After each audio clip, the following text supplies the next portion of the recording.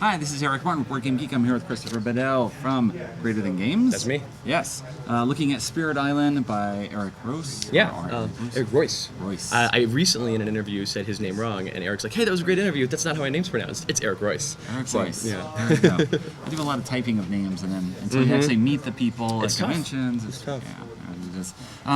Maybe you can talk about this. I know it's been in the works for a while. Yeah. So we've been in development of this game with Eric. He's been in design of this game for about 4 years. We've been working on it for 3.5 years. Okay. And it's super fun. It's a highly thematic cooperative game in which each player plays as a spirit, which is what these 4 boards are here.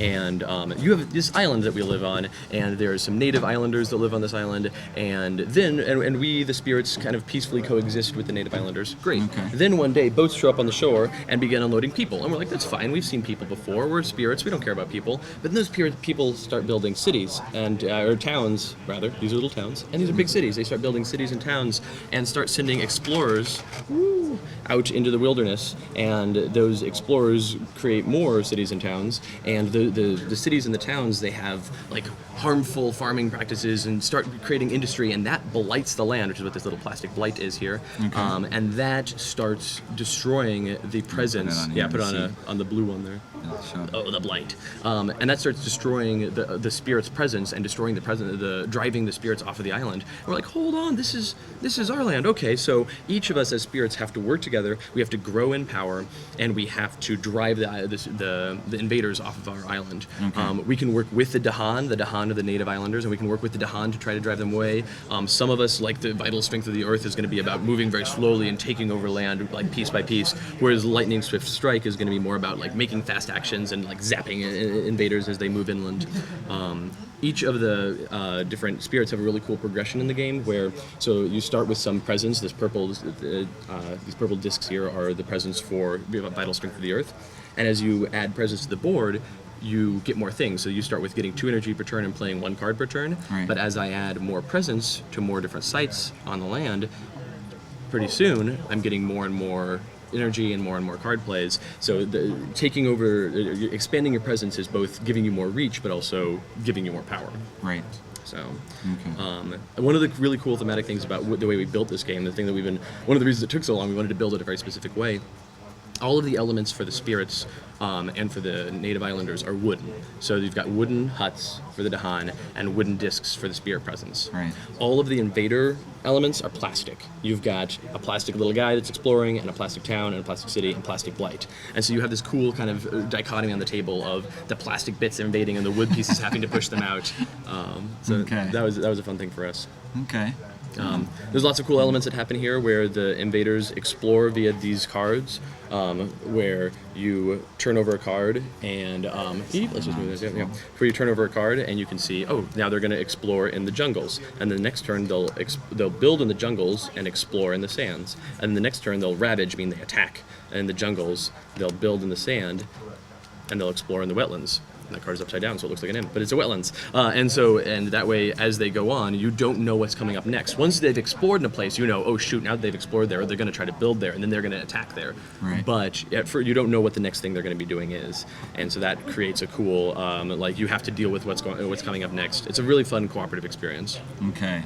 I was going to ask about the cooperative nature. I mean, is it 1 player soloable as well? Or Yeah, no? sure. You can play it from 1 up to 4, and there's a lot of cool interplay there where each character has their own. Ooh, these prototypes falling apart. We just came back from PAX East, and this game saw a lot of play at PAX East. Yes, I saw it on the table. Yeah. That everything that you do in the game is going to be be okay in of yourself. You're pretty good at things. You're a spirit, but the interactions really come from the interplay. Where if I gather some invaders into a land, if I play a card and I gather these invaders into a land, and then you play a card that deals damage in one certain land, that's gonna that play goes back and forth a lot. Okay. So. Okay.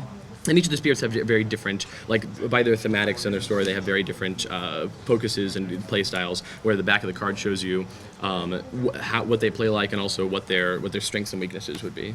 Okay. So you can see just right off the bat, this guy is going to be mostly focused on offense and controlling the opponents and moving around and doing stuff, but he doesn't generate a lot of fear, and he's not good at all at defense. Okay. And fear is an important mechanic in this game, in which you cause fear in the hearts of the invaders, and it's awesome awesome because like in most games you have a fear track that you don't want. Like anytime you see a fear track in a game, you're like, oh, you got to keep that fear track down. But here you're trying to move them off. Right, you want fear, and the Them fear outta here. effects will give you different effects where if you get them scared enough, you can get cool bonus effects. And in fact, going through the fear track, if you get into fear level 2, it makes the victory condition easier. And as you go through more and more fear cards, you can get to fear terror level 3, which makes the victory condition that you only have to destroy all of the cities. And ultimately, if you get through all the fear cards, you can just get to victory that way. So you don't even have to necessarily win by destroying them all or driving them all off. You can win just by making them afraid enough. They're like, we're out, done, Okay. not interested. All right. Let's see what else we have. The spirit specific cards, and then we have other cards as well that are. Yeah, you've got more minor general powers and major meaningless. powers, and one of the things that you can do. The land.